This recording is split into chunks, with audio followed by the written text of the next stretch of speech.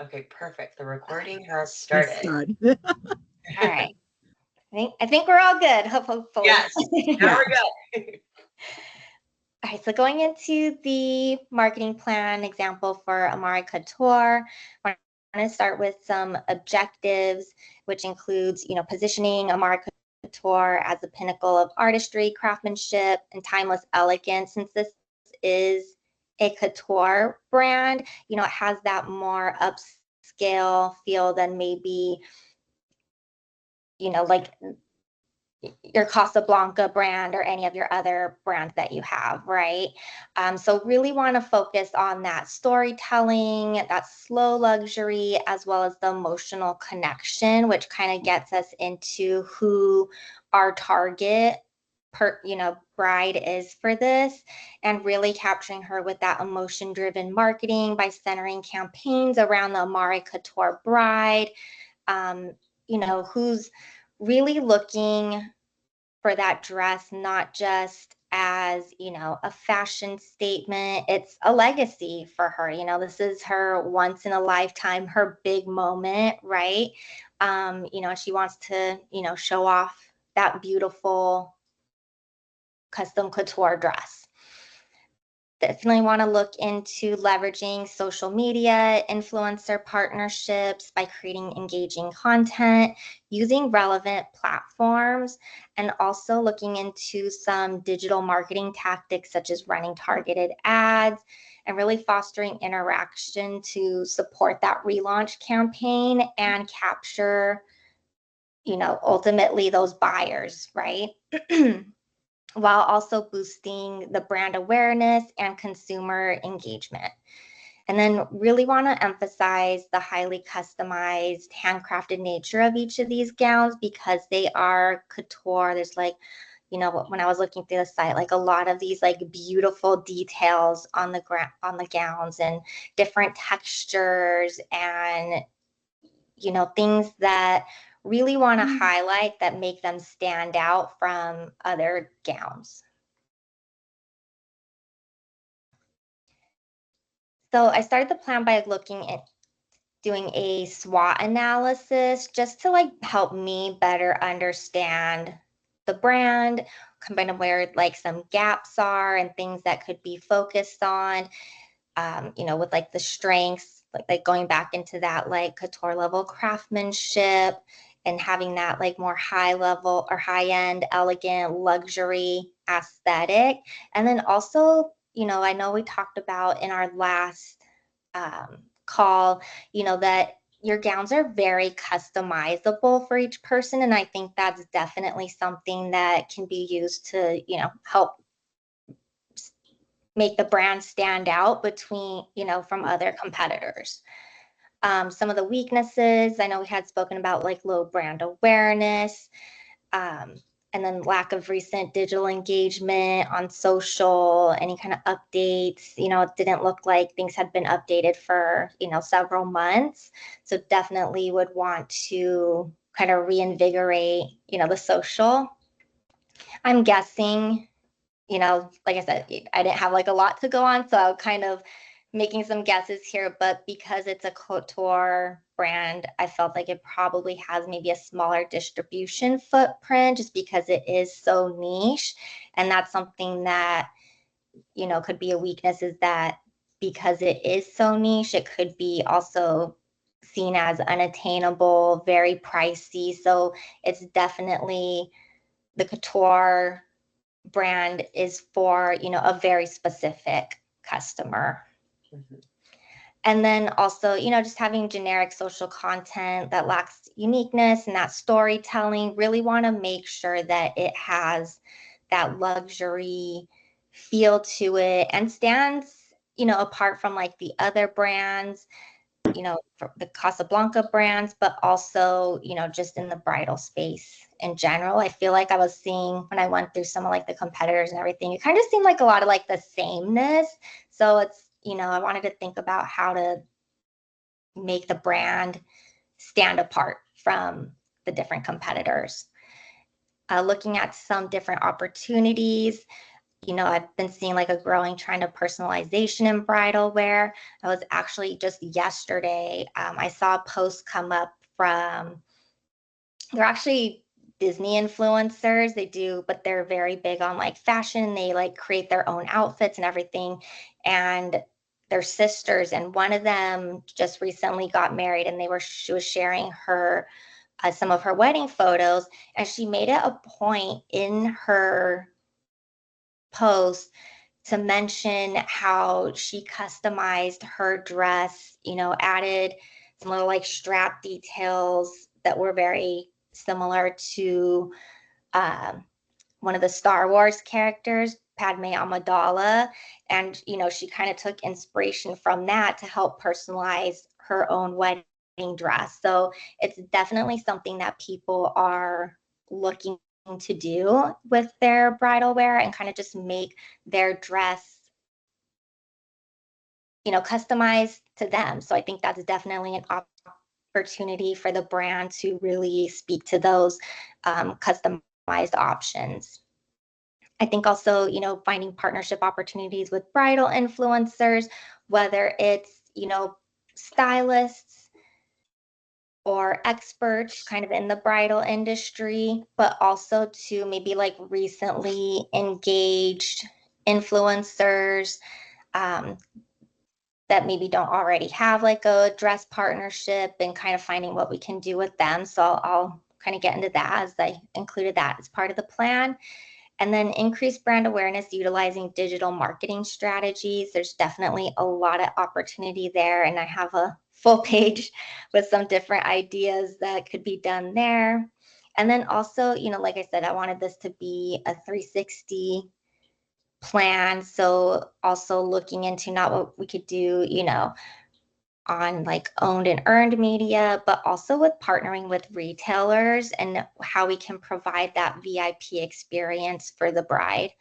And then also, I wasn't too sure what you're doing here with any sort of like sustainable or responsible manufacturing practices. But if you have anything like that going on, that could definitely be something that could be woven into the storytelling and, making that more well known, because I think that's something that people are very cognizant of. And, a lot of brides, especially in kind of that Gen Z market, they're looking to more sustainable fashion options. And I think that kind of trickles down into bridal fashion as well. And just some threats, there's a lot of larger bridal brands. There's, some bridal brands that are offshoots of, ready to wear brands. So they have, bigger social campaigns, larger followings. So how do we stand out, between them? Like what makes someone want to choose an Amari Couture dress over a, Monique Lure dress? Looking at the different, there's economic uncertainties that are affecting luxury spending. People are a little bit more budget conscious. So like I said before, the Amari Couture bride is definitely a very specific bride that we would be targeting. There's high competition in like the social media and influencer space.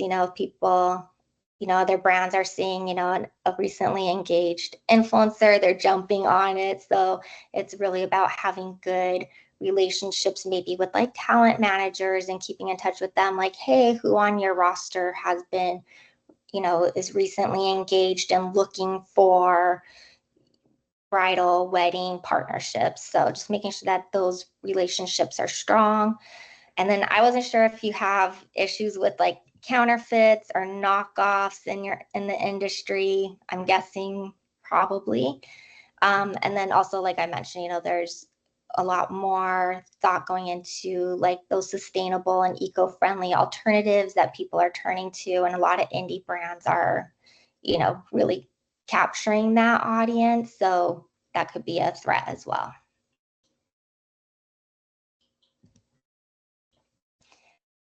So looking at the target audience, who is the Amari Couture bride. She's someone who's most likely in her late 20s to early 40s. She has a larger budget to spend on her dress and really seeking that luxury vibe and having that truly one of a kind bridal experience. She's spending the money, or, her family is, so she wants to have that VIP experience. She really values elegance and that timelessness, and really seeing her wedding as something more personal and not like once in a lifetime moment, and wanting to have, her dress be that standout star, but also, incorporating like her personal style within that. She's most likely having some type of high-end wedding, like in a destination or a beautiful estate. And then, like I mentioned, she prefers those more intimate, personalized services and bridal experiences, and really truly values, legacy and sentiment and exceptional detail. And then I just looked at a few different competitors, and hopefully these are, kind of on the mark. I wanted to find ones that, were more couture focused. So like Berta Bridal, Ally Saab, Monique Lhuillier, and kind of seeing what they were doing in, digital space. And, I noticed that they do a lot of like that New York Bridal Week. They're doing shows. They have a lot of stylized editorials, working with major photographers, and, just bigger social presences as well. So, definitely if we want to be competing with these types of brands, we also need to be, showing up where they are as well.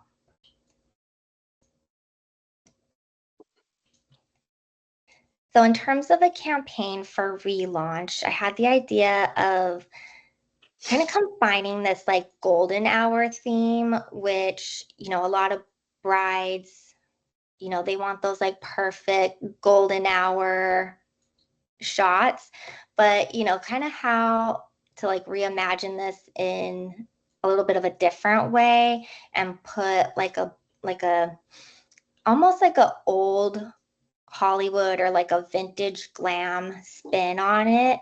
Keep it like very romantic with like the soft candlelight lighting, kind of almost like a gilded tones, and also incorporating that old money aesthetic that is very popular, in terms of, with style, beauty, just, continuing to see that a lot over the last few years. And I don't think that it's going anywhere, but putting, a little bit more of a modern spin on it with, the couture detailing and everything.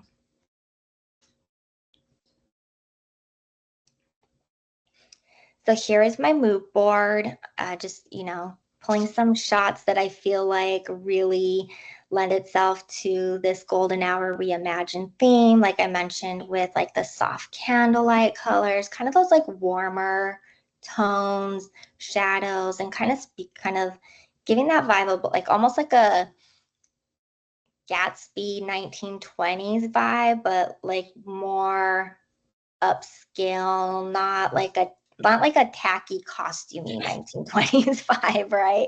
Kind of more just the luxury feel with it.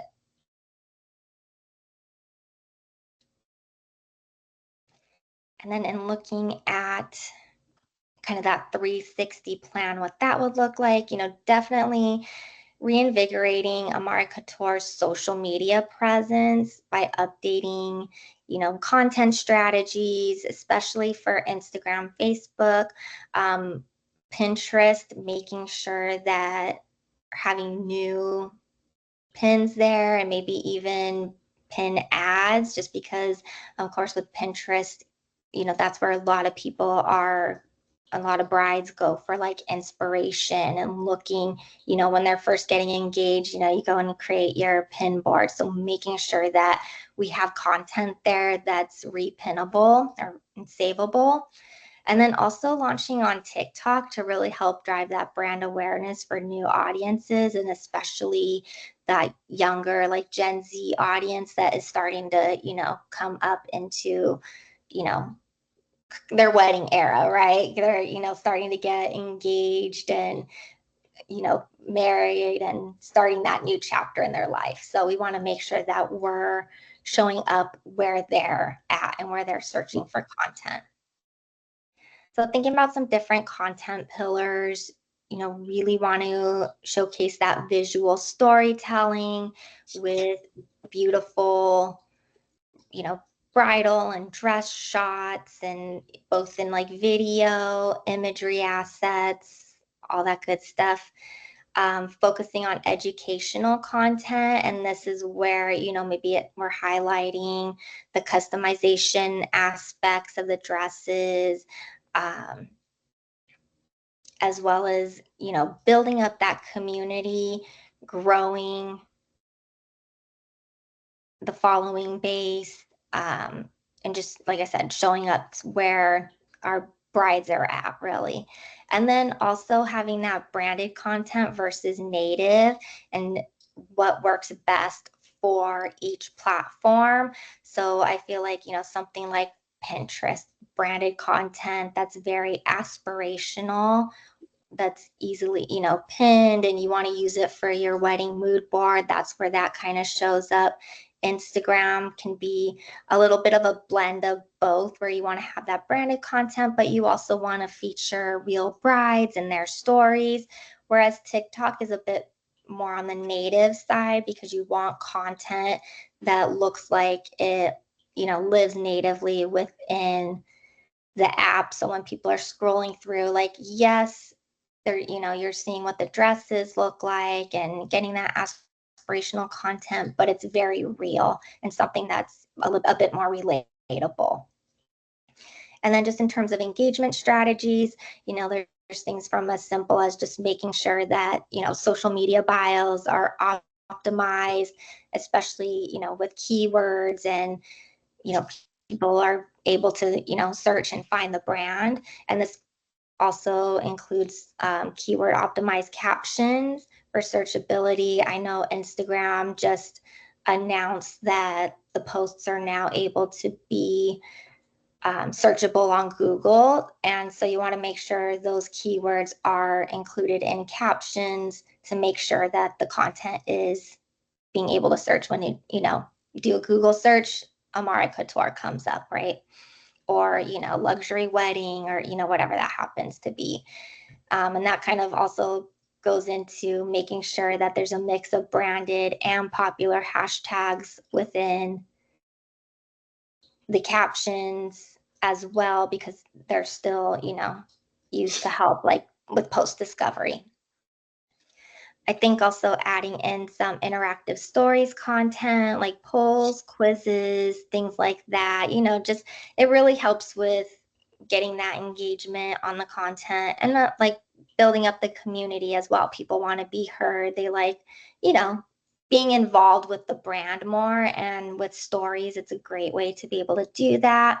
Also, having clear call to actions on posts is very important. So, like, if you're showcasing a dress and, you want people to come on and book an appointment, having that call to action on the post for them to do that is important.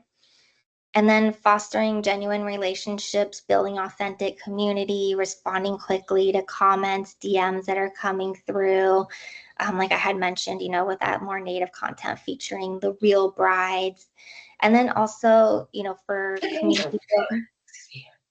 for community building and gaining new followers, maybe there's something they're doing, hosting giveaways with a more luxury feel, like partnering with other brands. That always helps to grow social followings and kind of build up that brand awareness as well.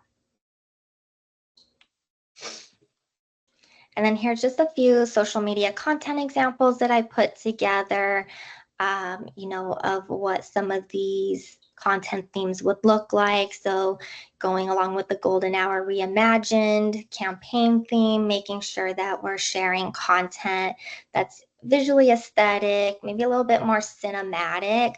And then even with on that, maybe creating series.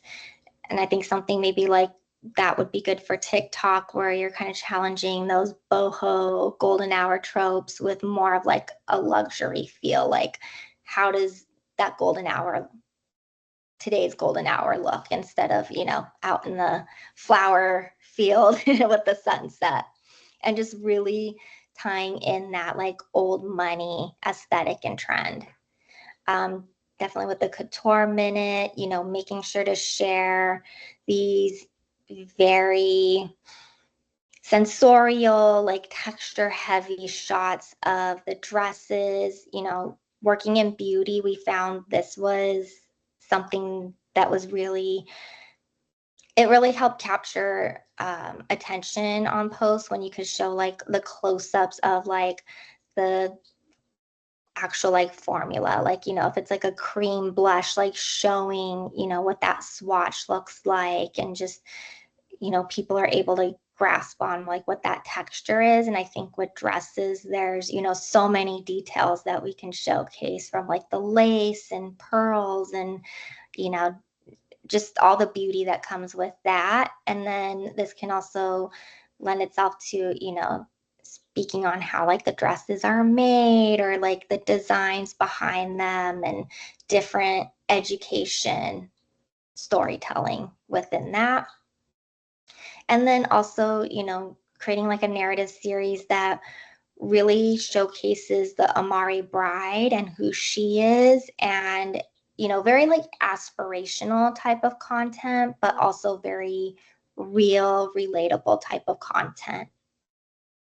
And then I just have an example too of a caption, making sure, like I said, that it kind of, you put in those keywords so it is searchable. So like bridal dress, Amara couture, things like that. And then also using the hashtags in there, as well as that CTA to, find a retailer.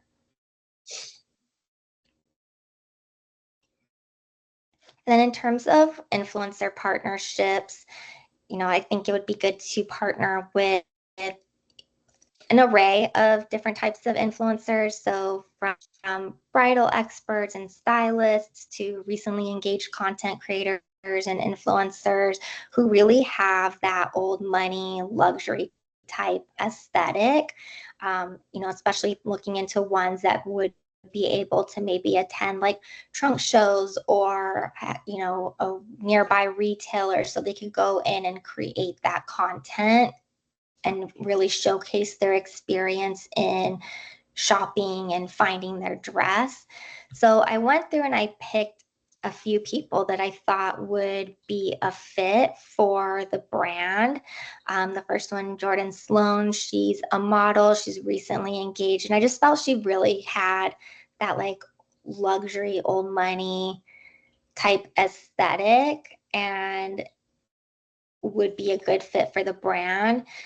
Kristen Kabat, she does a lot of more like style influencer. But again, she focuses on a lot of like luxury brands. So I thought she would be a good fit. Hope Levine is a bridal stylist. She does a lot of different like try-ons with different retailers and bridal boutiques, and showcasing the dresses, and giving kind of like more of that like brand story. Allegra was another influencer that's recently engaged that I found that just very much has like a luxury vibe. When I was looking at her content, I actually thought she already had her wedding, because it like she was showcasing stuff that was just like beautiful, and I'm like looking more into it, and it was just her in her engagement party, and I was like, wow, if her engagement party looks this great, like her wedding is gonna be stunning. And then Alicia, she's another bridal stylist. She's great at like giving like different types of tips, and maybe how to like better like style your dress, like what kind of veil you should do, or headpiece, and things like that. And then Eliza, she's a smaller, more like micro influencer. But again, I think she embodies that aesthetic that we would be looking for this type of campaign.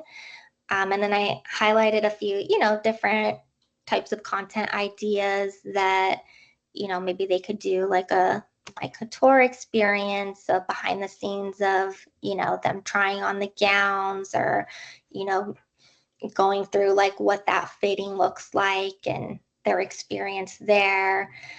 Maybe doing some kind of like old money bridal diaries, like a get ready with me a day of the life. Maybe they're doing some of their other bridal things like shopping for their stationery or having a bridal tea, but also incorporating, that bridal dress try on, or maybe they're going in for a fitting, something like that where the brand could be included. And it's just very native. It may not be super focused on the brand, but it's included in there, and it seems very real and relatable.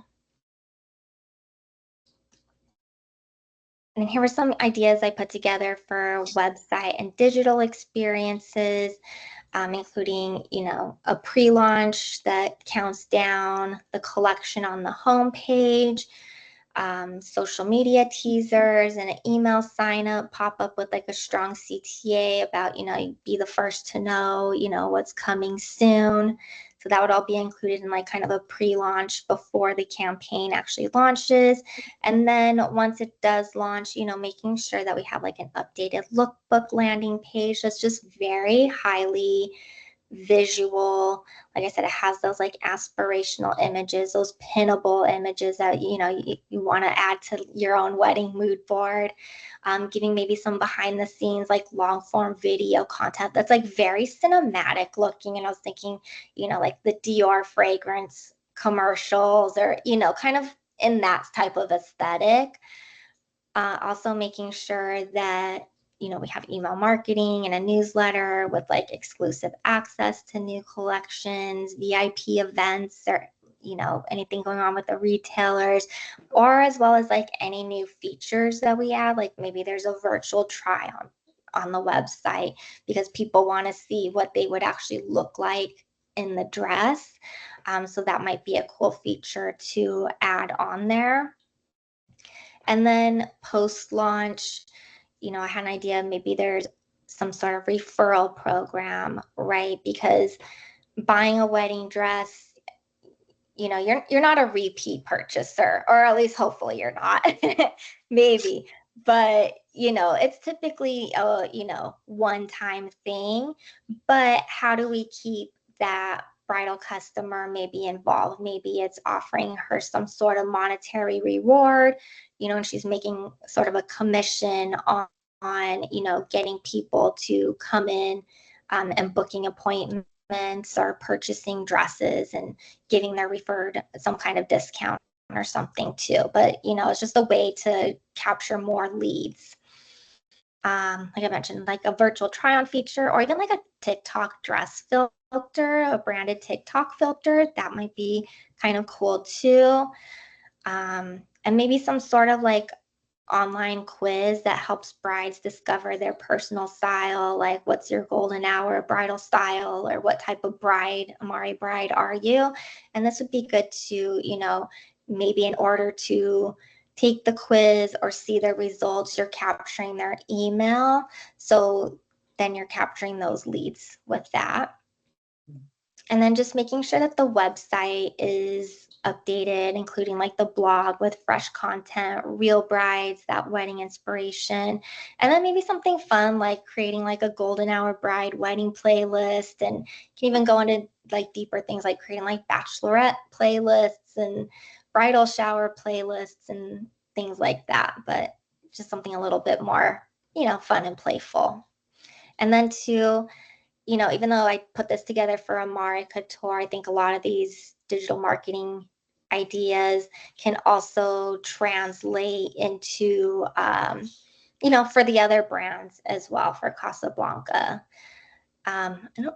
I think I also, I forgot to mention too, for launch, doing a mix of paid digital media and some kind of advertising, because this is really how you're going to capture, those leads as well as that brand awareness.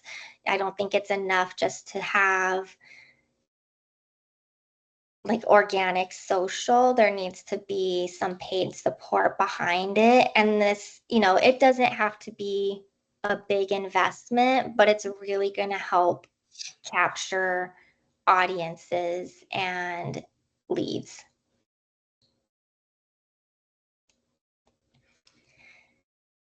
And then I also wanted to put some ideas together for like a more retail experience and kind of what that would look like for this type of campaign and just really capturing and the Amare bride, right? So putting together retailer toolkits that maybe have co-branded social templates that they can use, with the golden hour reimagined theme.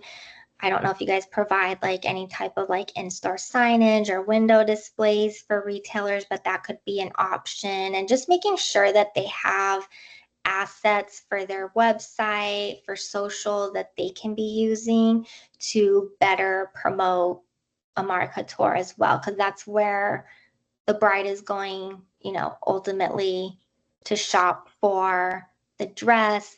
So even if we're able to, capture her attention through like digital marketing efforts, it's really about getting her into that retailer to actually make the purchase. Maybe putting together some like catalogs and printed lookbooks for the campaign, making sure we have educational materials, sales trainings.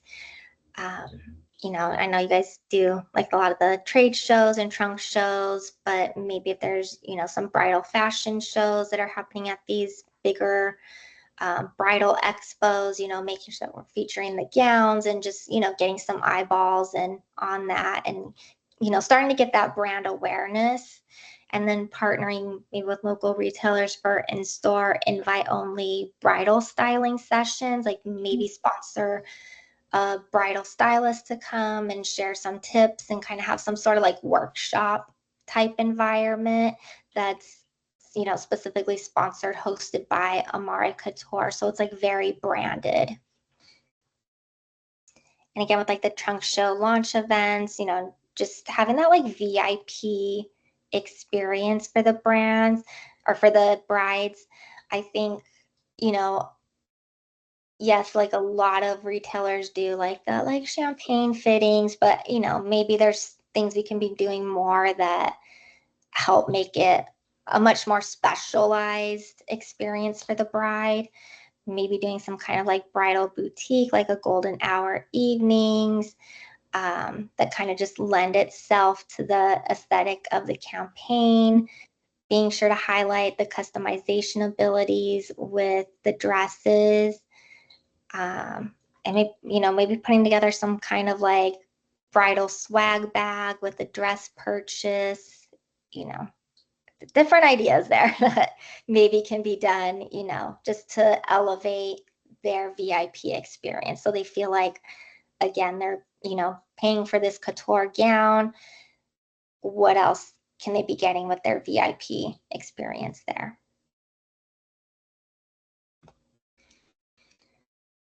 And then I know in the last interview call we had, you said that you did not currently have a PR agency, but I do think this is something that is needed to help build that brand credibility and drive that brand awareness and visibility, because these are the people, agencies able to pitch stories and editorial features in, these bridal books and sites that people are, brides are going to get their inspiration and get their information and discover, bridal brands. So, it's definitely showing up where the brides are. And maybe this also looks like something like hosting exclusive preview dinner or a tea with media and influencers. This doesn't have to be anything that's crazy expensive. Things like this you can kind of do um, on a budget and just, still give it, depending on like the venue and, what kind of the theme is, you can definitely make it look very like aesthetic and luxury. Also maybe hosting some kind of like multi-vendor golden hour event at Casablanca Bridal flagship location where you're inviting local SoCal-based media and influencers, and they're coming in and not able just to like look at the different dresses, but also maybe, there's like catering options or linen options and venues, someone other vendor, like wedding type vendors that we could partner with. I had an idea for, maybe creating like outreach or like a PR mailer for like Amari keepsake boxes with, if you're launching a new collection, including that lookbook. Maybe there's like a fabric lace swatch or, a personalized stationery gift for them, something that kind of goes with that like luxury feel. Or maybe it's partnering with like another brand, like a beauty brand and creating this like Amari Couture bride look and, including some of the products in there or something like that. And then I don't know if you do anything currently for New York Bridal Week, but maybe it's, you know, having some sort of like pop-up showroom during that time, or partnering like with an art gallery or like a historical estate for some kind of like one of a kind luxury type experience, for media or, influencers that are coming through New York Bridal Week, just to get some exposure there. Um, Also, PR agency could help with partnering with different luxury brands for stylized photo shoots and editorials, which could then be pitched to, you know, brides, Vogue weddings, things like that.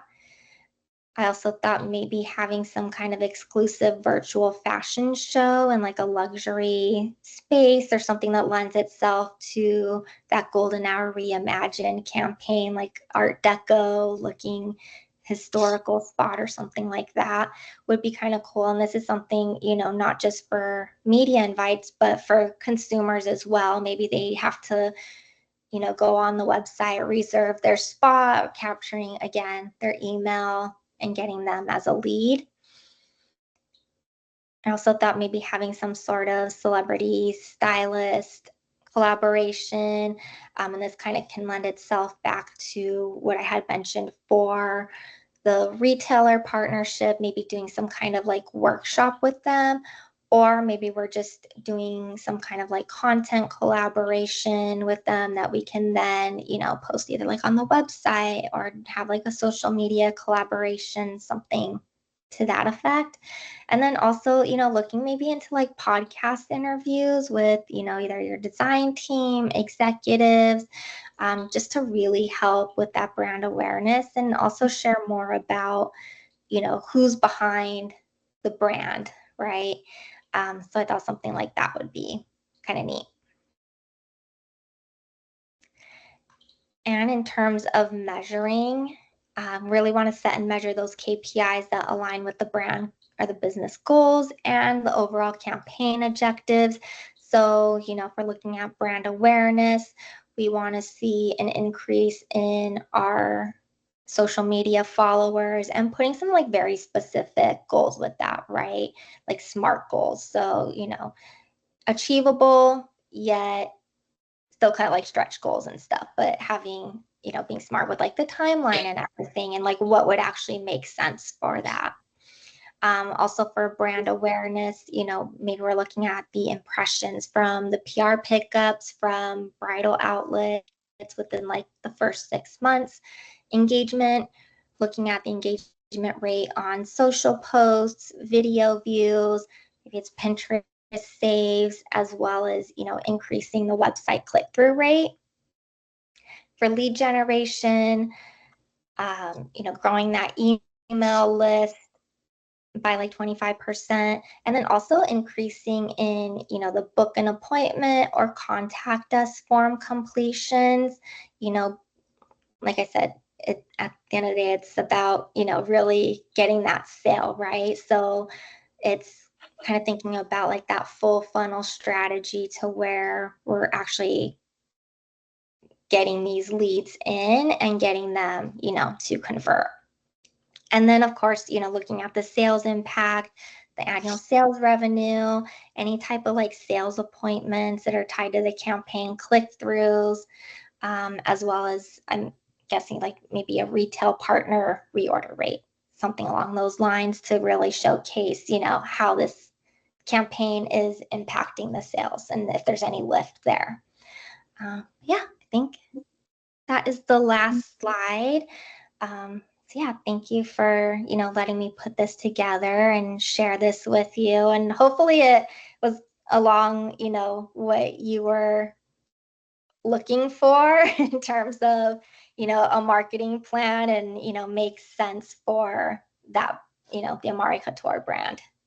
Yeah, thank you so much, Amanda. I really loved the presentation that you had put together, and actually just going through it together right now and kind of hearing you even elaborate further. I can tell you definitely did a lot of research. You were talking like you were a vital expert, so let me just validate you Okay, thank in you. that. Actually, I did have some questions because I was just Yeah. curious with you because you didn't work in anything bridal before. No. Yeah. Okay. So for like when you're determining who the Amari Couture bride is, like especially with the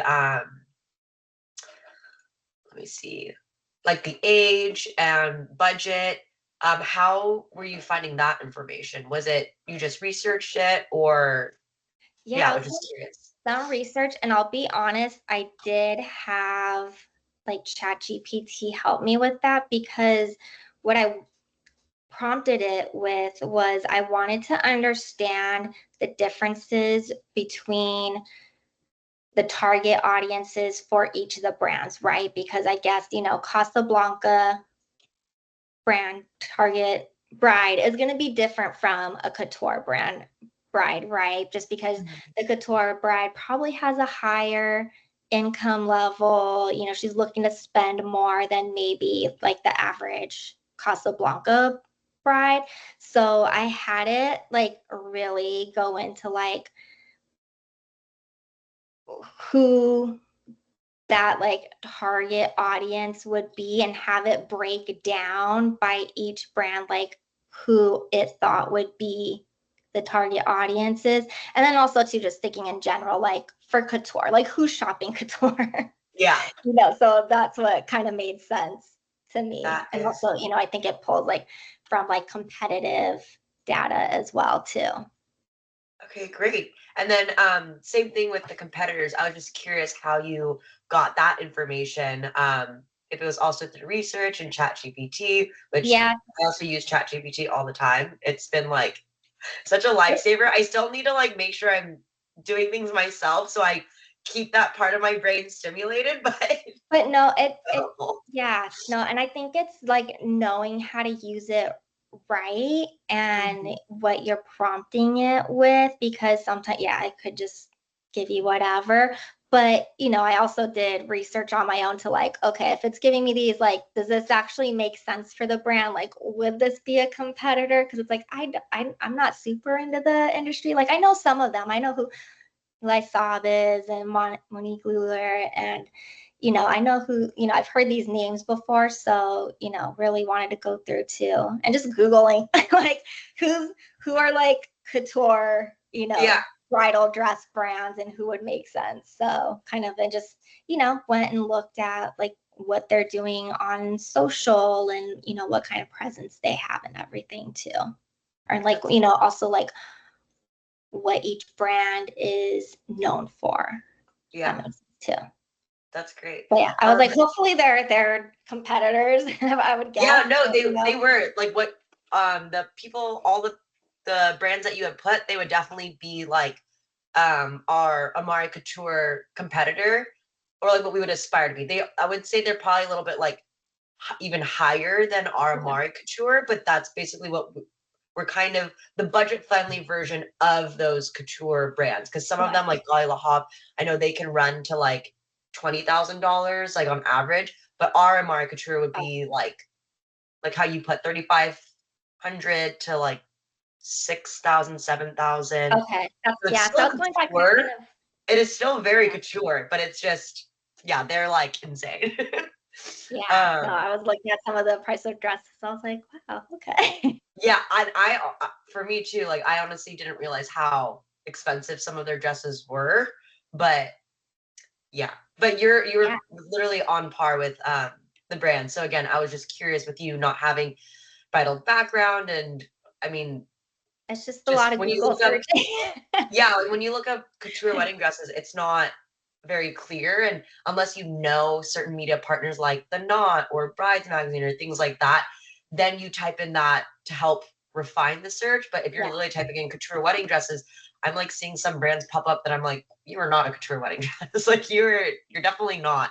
So I was just yeah, curious how you refined that list. But yeah, thank you for elaborating on that. yeah. Um, I had a few more questions too.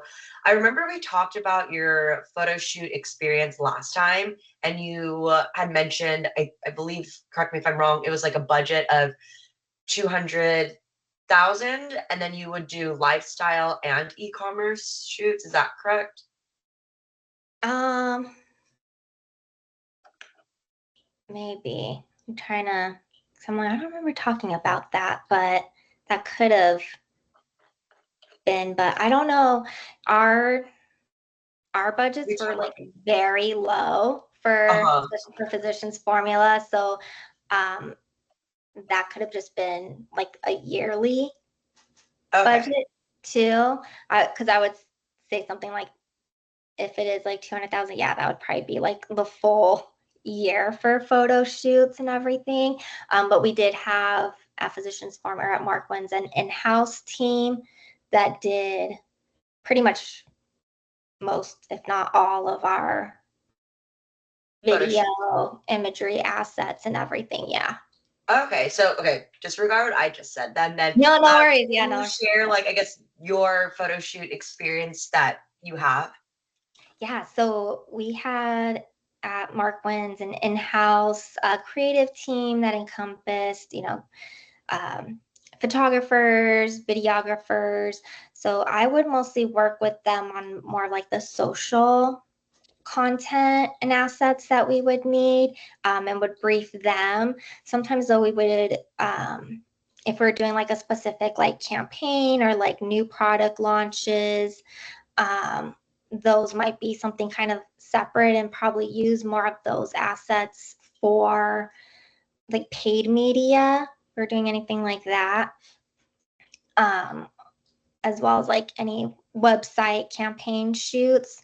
I don't totally know like costs with that because I wasn't involved in like the costing or anything.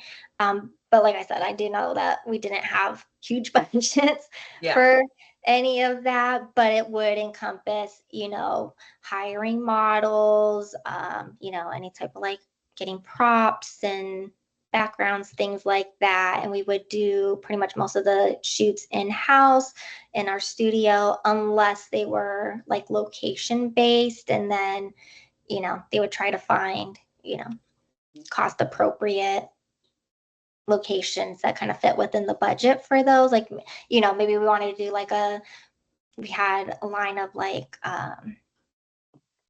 bronzers and more like summer focused. So maybe they want to do like a pool shoot or something. So we would find like a location for the pool shoot. But yeah, definitely very budget conscious on Yeah. the shoots and Okay. everything. And then I think just having like that in-house team like also helped keep those costs down because the team was also shared between all of Markwin's brands, which is, at least four 4 to 5 brands there. So that kind of helped out with that. But yeah, Were I mean, you like selecting the models and in the uh early days, yeah, I would okay. help out with that a lot, especially when we were kind of first starting to do a lot of like these campaign shoots and everything. I would be involved with helping to choose like our models and everything. And actually, I even was the one that was doing like their invoices and making sure those Okay. are processed and everything too. Working with, their teams for that. But yeah, I mean, it was kind of like all encompass like marketing thing. We would be all kind of the whole team would go to like the photo shoots and everything and be involved in that. And, just the more eyes on the photo shoots, just Yeah. making sure we're getting the content that we need and, things are, looking correct and, the way we want them, the way we're envisioning and everything. So we're involved with that as well. Okay, great. Yeah, because I was just curious because I love the mood board that you had put together with the romantic candlelight. So I was Yeah. just curious that if you have previous photo shoot experience where if we say, hey, Amanda, we love this idea, let's bring it to life. Would you know like who to contact, how basically how to make that vision mood board come to life? Yeah. Okay. Yeah. Okay. Great. Um, awesome. And then continuing on, obviously with your plan that you have created, I think you've done a lot of research and probably pulled from a lot of past experience too, just with other Mhm. campaigns and launches.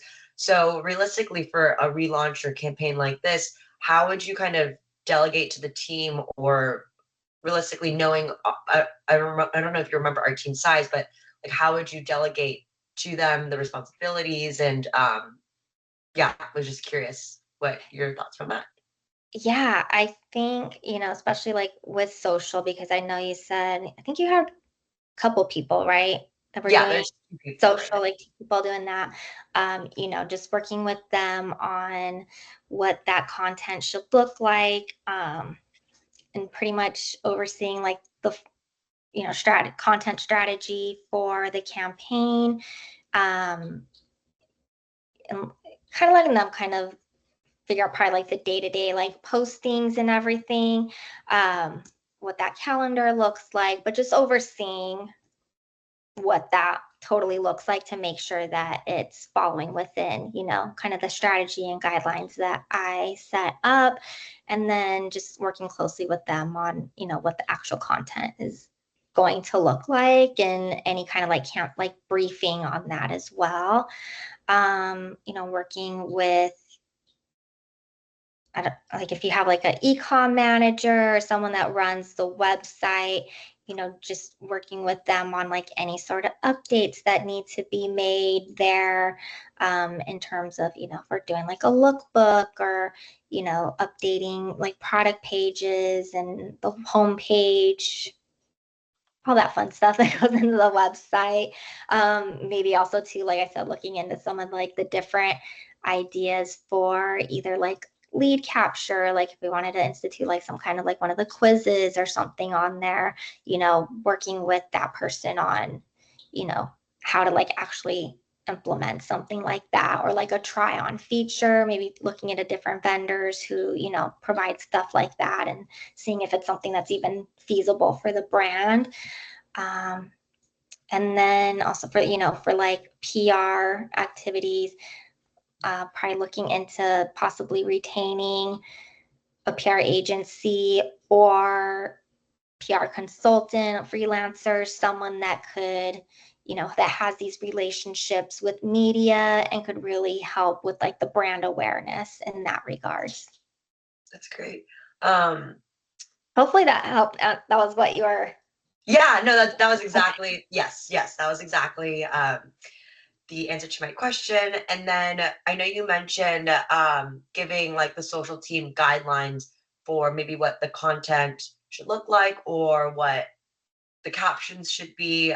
Um, typically, like what does that kind of guideline look when you're creating that for them? Mm, I guess it would probably look,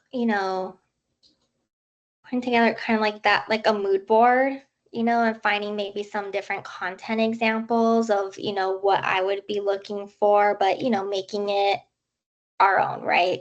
Not, Mhm.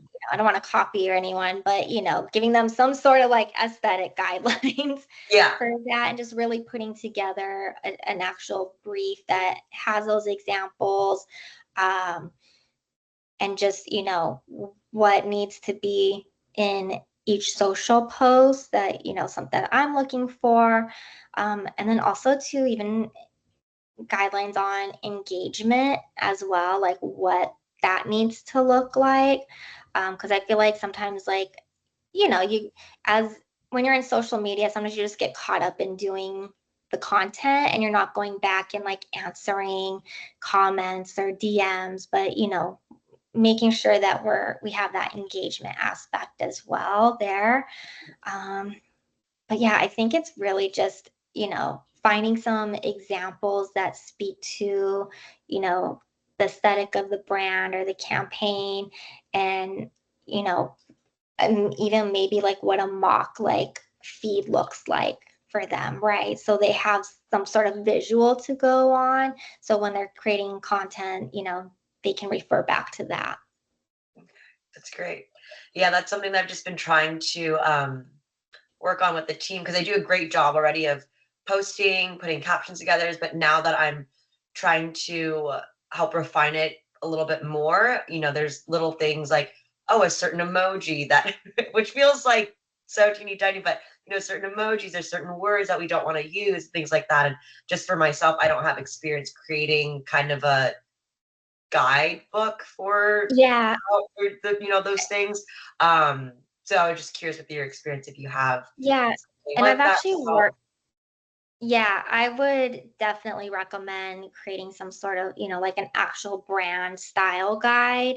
I did that with Physicians Formula and worked with our graphic design team, creative team on, it was more of like social, it had like, it had like the brand guidelines, but also like a social Mhm. style guide and guidelines in there too. And I actually would share that with our international team because they were more likely to kind of do the no-nos. Yeah. Like they would use like the logo in weird ways and, put it over, certain colors and images. And you're just like, Yeah.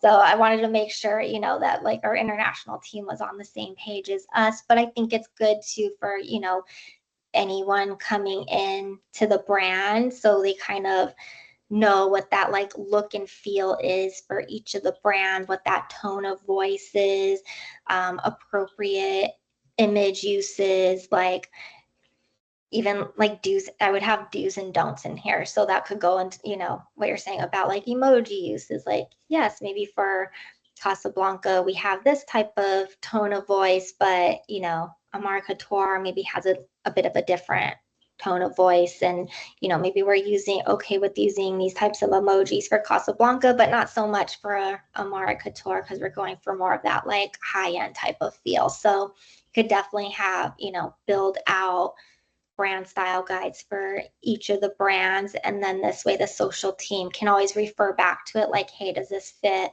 within branding guidelines if they're ever not sure with something? Yeah. Okay, that's perfect. Um, and then just a few more questions that I jotted down from your presentation also. Um, oh, when we were talking about like Google Ads, I guess for things like if we were to set a budget for like wedding dress and having us show up, but that's such a popular Yeah. term, we're competing with other designers, other bridal boutiques.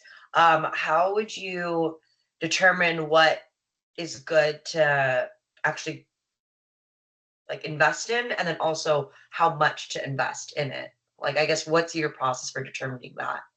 Yeah. So I think Google has a tool where you can kind of look up like different search keywords and see maybe different things that would resonate for the brand, and help capture what like people are actually searching for, right? And because something like wedding dress, that's like very open-ended, so maybe it's something a little bit more like a niche, like in personalized wedding dress, or something, just throwing that out for top of my head, but something that's a little bit more specific but also not too totally specific, because you still want to capture people who are actually doing these searches. Maybe they're looking for luxury wedding dresses or luxury bridal experience, something like that. But yeah, I'm not a paid media expert by any means, like I know like the basics behind it and enough to probably like get started on things, but I would definitely recommend, if that's something that you really want to put, money towards, is looking in for someone who is an expert in. I don't know why I just did that. Sorry. That was I so love funny. I'm like, hello? it. Sorry, continue. Yeah. Yeah, so like finding some sort of paid media expert that kind of truly understands, like, like the Google search words and everything. Like I said, I have basic knowledge of it, and I could probably, set up some basic campaigns. But if it's something you really want to put an investment in and really get leads and, acquire new customers for it, I would definitely recommend probably, again, either agency or some consultant there, like someone who specializes in that, because they're gonna know, a bit more and exactly what to do. So, Would you but I know think, how to but like manage them, or looking at the data that they're providing and at least saying, yeah, hey, this is reasonable, or this doesn't make sense, let's change the strategy? You'd at least be able to kind of guide, even though you don't know how to do it yourself necessarily. exactly. Yeah. So I'd Yeah. be able to manage like, the agency or the partner who's doing that. I do have experience doing that because I did that in my last position. I was involved, like I said, I didn't do the paid media myself, and we had a digital marketing manager. So she was kind of more involved in like the day to day with it, but I was looped in. And so I knew what was going on with it. And I was on all the calls with the agency, and when they would go through, the results and what click-throughs were, and kind of helping with that overall strategy as well, and kind of what made sense for the brand, and like what platforms we should be on and what that looked like, and helping to make any kind of like strategic calls, like, okay, this isn't working so much, so maybe we need to do this instead. So yeah, agency or partner management definitely is more in my wheelhouse than actually That's the great. day to day of it. Yeah. But like I said, I do understand it, and kind of, I'm able to follow it and everything. I'm just not like the person that's probably best at doing it, especially Yeah. like I said, we want to make a bigger investment with it and have it work. But in terms of budget, I mean, it's really what you kind of are able to do. Um, I mean, you can always kind of just start out small, do like some tests, and kind of figure out like, hey, is this something that is even going to give us any type of ROI? And then maybe add on from there. So, I mean, I probably have to do a little research and kind of seeing what would be a good like starting budget for it. But I mean, there's brands that are, only have, a few $1,000s that they're able to use, a month. Maybe you only have like $2,500 that you can use towards it. Well, we find a way to make that work. But if you're putting a bigger investment in it, and that's where I would say that's when you want like an agency or partner to help out with that, and to get like that bigger bang, because you're putting that big investment in it and you want to get that return. That's great. Um, I have just two more quick questions too. One was for the influencers. Um, you have experience, well, I believe you do, but like, guess how would you know what's like a reasonable budget for the influencers, or like what's a reasonable trade to collaborate with them? Yeah, so that's always like the difficult thing, because sometimes like influencers rates are just like all over the place. Mm, It can be kind of crazy, but it really comes down to like, if I look at their content, is it quality? Is it engaging? Are we getting something from it? And would that be worth it to us? If it's someone who's getting like hundreds of thousands of views, and maybe it's, they're looking for 5,000, that might be worth it. And especially if we're able to then, repost their content as well and, use it in some way. That's definitely, I like to include that in like my contracts and stuff, at least like organic reposting, right? So at least we're able to reuse that content. But yeah, I mean, it really just depends on kind of the budget the brand has and, you know, either if that's like a monthly or an annual and, really just trying to make like smart decisions with it. But sometimes you can find, maybe like in the micro influencers that, maybe they're only looking for like $1,500 for, a post or maybe even less than that. Um, and you can get, some really good content and stuff. So I think it's really just figuring out to like what's important for the brand. Like, are we looking for UGC content that we're able to use in social as well and having that built in. And then, yeah, just finding the right partners for that. I kind of just pull, the ones I included on here, I kind of just did like a quick search and, this is, who I could find. But, I mean, people are getting engaged every day. There's new ones coming up. And, I think I had mentioned this when I was talking about the influencers, but also working with like talent managers, because they're helping their influencer client like navigate some of these partnerships and they're able to work with you like if you're like, hey, this is my budget, like who do you have on your roster that would be able to fit in with that, working with them on something like that, and they'd be able to kind of help pinpoint these people as well. That's great. My last question is for the KPIs that you provided at the end. How did you come up with those numbers? And yeah, I Googled. yeah.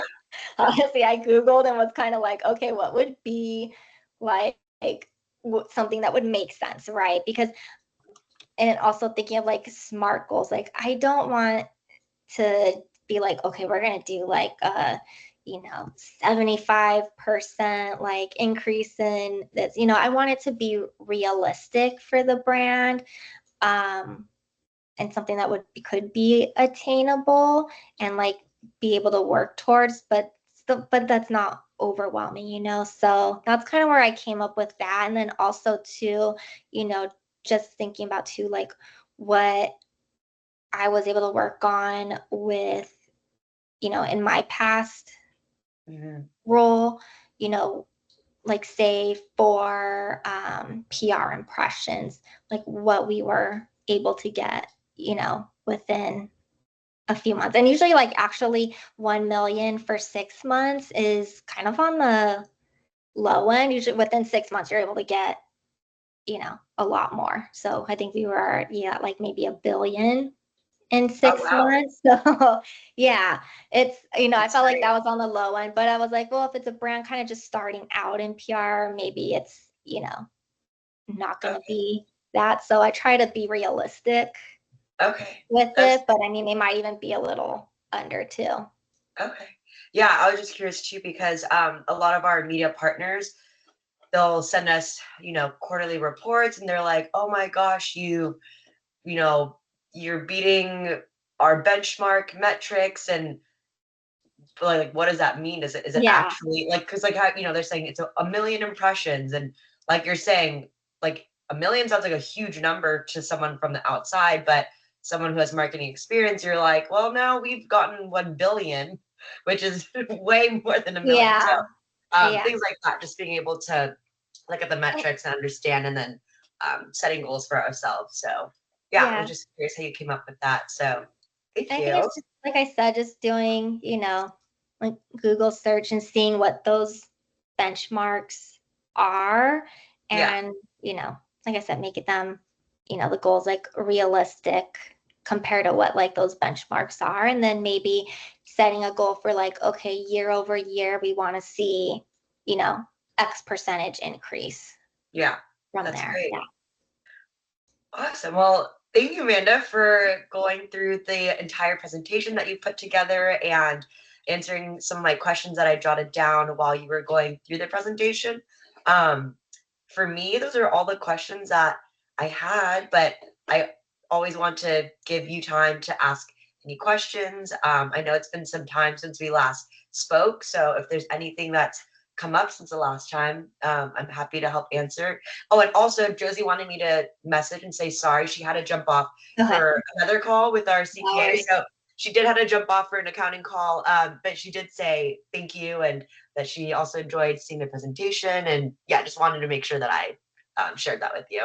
Oh, thank you. Yeah, no, that's great feedback and stuff. But I did. I had fun putting this together and, kind of delving into like the bridal industry and, like it's kind of new for me, Yeah, coming from beauty, but I think there's still, it's like a lot kind of of some transferable skills. overlap there and like being Yeah, able to use that experience in putting this together and like thinking about like what worked for us for that brand because one of the things and I know from like our past conversation, you had mentioned that, you struggle with that brand awareness.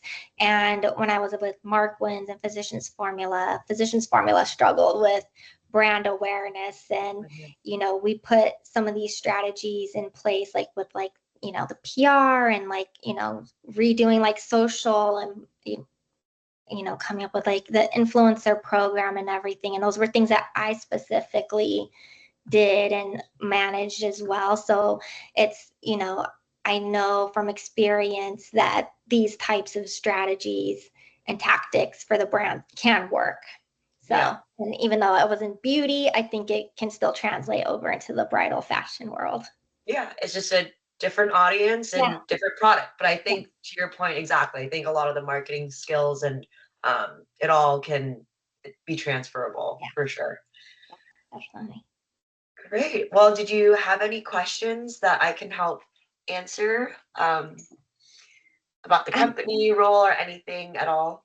Yeah, I mean, I was kind of want, are you looking to do anything? Because I know in our previous call, I think we were mostly focused on like Casablanca bridal and, increasing like brand awareness there and lead generation.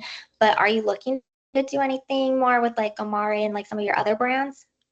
Yeah, so a marketeur definitely, because I feel like, especially if you want to do these influencer partnerships or even red carpet events, we need to have a couture line to be able to Yeah. kind of support those kinds of clients and everything. So definitely bringing back our Amari Couture is a huge priority. Um, with that, right now we're actually in the middle of launching a private label collection.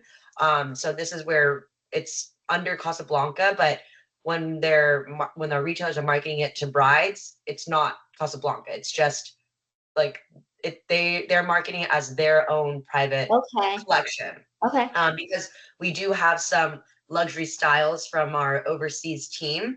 They have totally different styles over there that are like a much higher price point, but it's not necessarily the Amari Couture bride. They're like these huge ball gowns with like metal hoops in them, like truly Cinderella giant Yeah. ball gowns.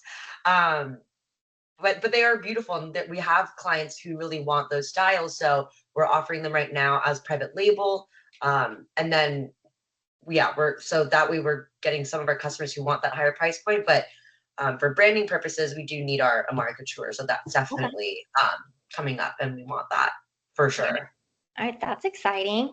Yeah, Yeah. yeah, that's kind of why we wanted to you know, give this assignment because we obviously have our Amari Couture brand, but it's been on pause for quite a few years now, and we want to reintroduce it and bring it back.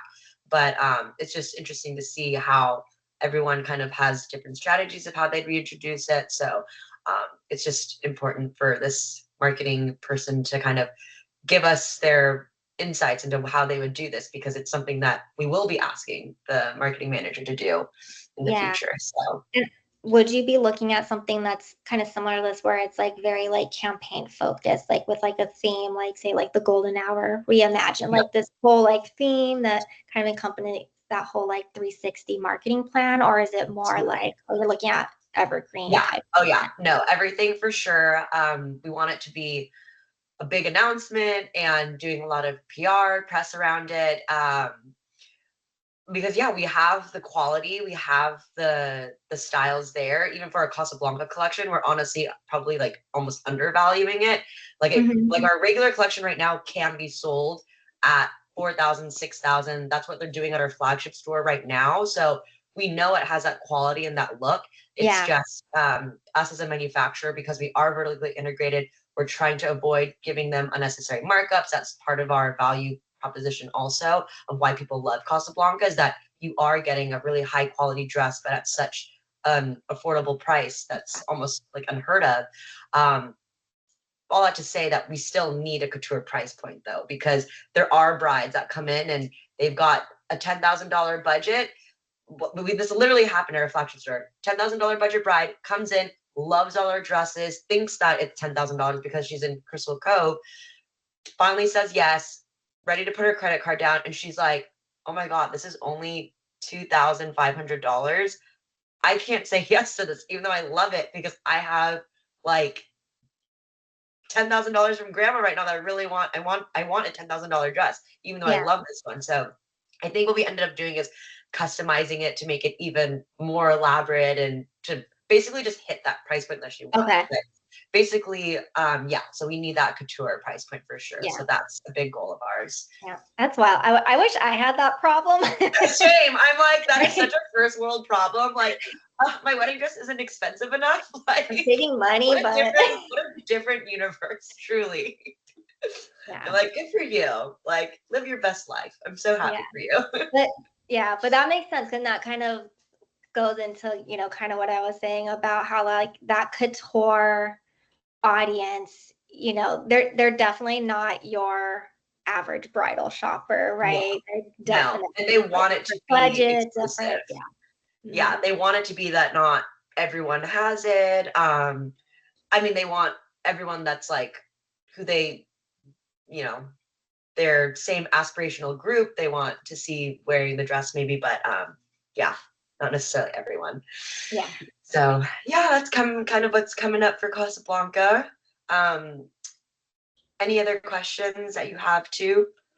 The only other one was, I know, you know, especially recently you have like a lot of travel going on. Would I be expected to do a lot of this travel, or what does that kind of look like?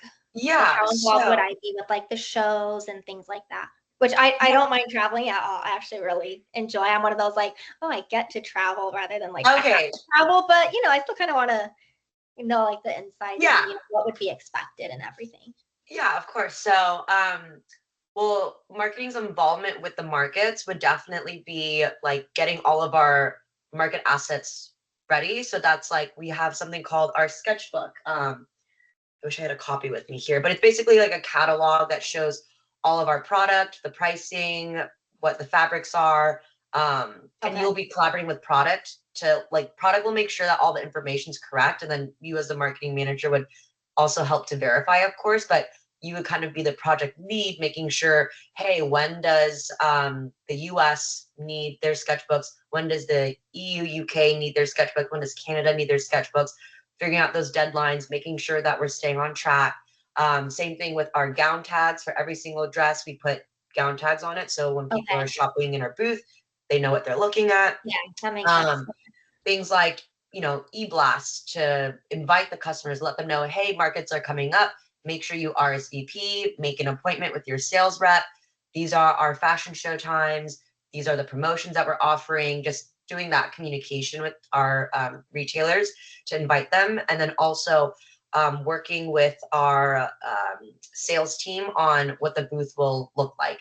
Right now, since we don't have the marketing manager, I'm always heavily involved, and I'm always, coming up with what vision or what it might look like, but basically try to tie it to what our photo shoots look like. So since the photo shoots are done, you should already have our mood board and the vibe that we're kind of going for. So you should be able to like take that and run with it and work with our customer success / events coordinator. Her name's Gwen. She's amazing. You would work with her to actually start bringing it to life. So reaching out to vendors, figuring out what catering might look like, figuring out what the layout of the booth would be, if we're going to make any changes. right now we're in a pretty good spot where it's our same booth, same layout, but different furniture and different themes. So that's like right now what we're trying to finalize. And How big is your typical booth? how big? Yeah, like what's the kind of the footprint? Like a 20 by 20 or smaller, like 20 by 10 or That is a great question. Actually, I'm gonna or pull does it it up. like just depend on, It depends on each yeah. market. Like Yeah. for Chicago, I think that's our biggest booth. And then like for our New Jersey pop-up, for example, we're not doing it at like a trade show center. It's going to be at a hotel with other designers, and we're in Okay. like a ballroom. Yeah. And sometimes like that space is bigger, but it's way more cost effective because it's not a trade show where they're Right. Yeah. charging You have insane to drain, like, what is it, the drainage? insane All that stuff. Yeah. things. um I just wanted to pull up what our booth is, just so you have an idea of kind of how big it is. Yeah, because we would kind of do like the same thing, and I guess it would depend on, what type of event we're doing. If we're doing like a bigger like trade show, like when we did like Ipsy Gem Beauty, we actually had like a trade show booth, and I want to say, I don't know if it was 20 by 20, 10 by 10. I don't remember because that was so many years ago, but we would actually have the walls like built out, and then depending on what like our campaign theming was, we would have, the updated designing go up and theming around that. But then, like, to your point, if it was just like maybe a smaller event and it was like hosted at like a hotel, I might just like rent like furniture pieces for that, and Yeah. what we This could buy some props and things. this one is for Chicago like 2,400 square feet. So that's how big, yeah, that space Big, yeah. is. Yeah. And like half the room is where we're putting the dresses on racks. The other half of the room is like a runway show. Okay. Yeah. So we kind of split it up that way. And for like Harrogate, which is in the UK, I would say the booth size is maybe like a little less than half of the Chicago. So instead of having like a rack area and then runway area, we kind of combined it where it's like the runway's in the center of the room and the racks are like bordering it basically. Okay. Yeah. Yeah. And then yeah, I mean, for our spring collection, which is right now, it would probably be less travel because for the US we do 2 collections a year, and then in Europe they only do 1 collection. Okay. So the designers in Europe, they have like 1 collection a year, but it's huge. And for us, it's 2 times a year and smaller than the Europe's once a year. So what we do is we combine our spring and fall to 1 giant collection, and then that's when we like show it all during that time Okay. that Europe is launching. So like right now we're showing spring. Europe is not going to see it until next March when we are launching fall. So it'll be Okay. spring and fall that they're seeing. We call it like the part 1, part 2 for Europe, basically. Okay. Yeah. And then that one will probably be more travel because we have our Germany market, Barcelona, and Harrogate, and then Chicago. So those are like the 4 markets. And then maybe 5 if we add New York for New York Bridal Fashion Week. That's something that we've been talking about. We might even go this year in October. We're still figuring that out.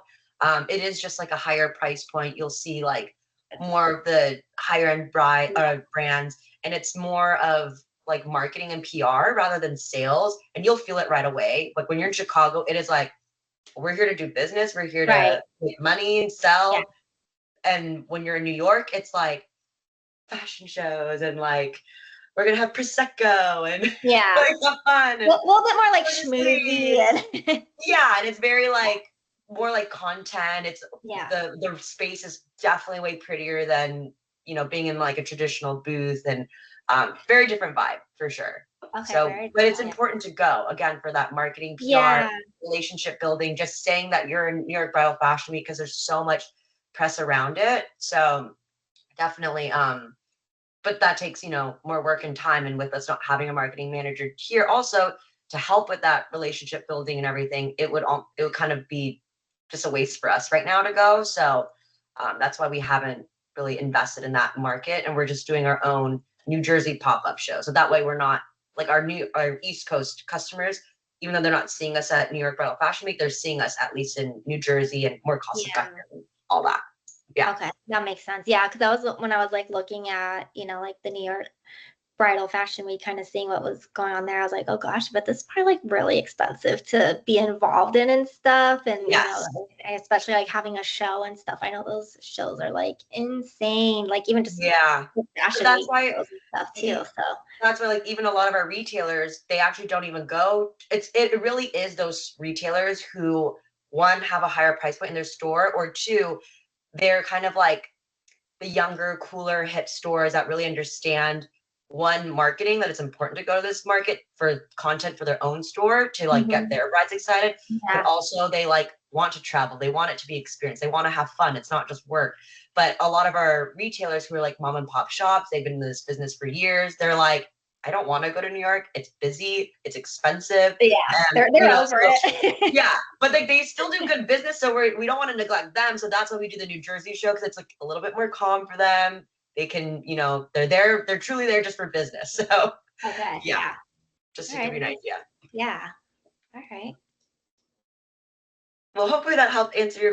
Do you have any other questions that I can I help think that's answer? about it. Yeah, I think that was Okay. like really insightful and, kind of just helps me understand a bit more of like about the business and Yeah, how these shows work for you guys and everything. I mean, it's kind of like what I pretty much assumed and imagine. stuff, Yeah. but yeah, Okay. I think Great. it's a very cool world. Yeah.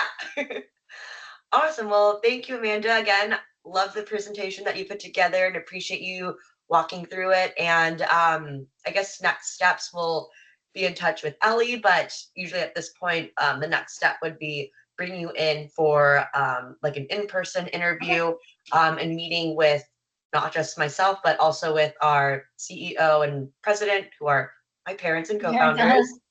And then also with our sales manager, Christina, because she will definitely be like one of your closest partners Okay. if you were to join. So it's important that she can ask some questions, and yeah, you can ask her questions too. All right. Yeah, sounds good. I would love to meet everyone. Yeah. All right. Well, have a great rest of your day. I know we went, I feel so bad. I feel like I always make you go so long, but I thank mean, I you feel for you probably everything. have more to work on than I do, so I feel bad for taking like more of your time, but I really do appreciate you, staying a bit longer, answering some of my questions and everything, and just giving me like more insight about, the position and the company, and just, letting me have this opportunity to put together this plan for you and share it. And, I really appreciate like your feedback on that as well, too. Yeah, of course. Well, thank you, Amanda. We will be in touch. All right, sounds good. Bye. Bye. Have a good one. You too.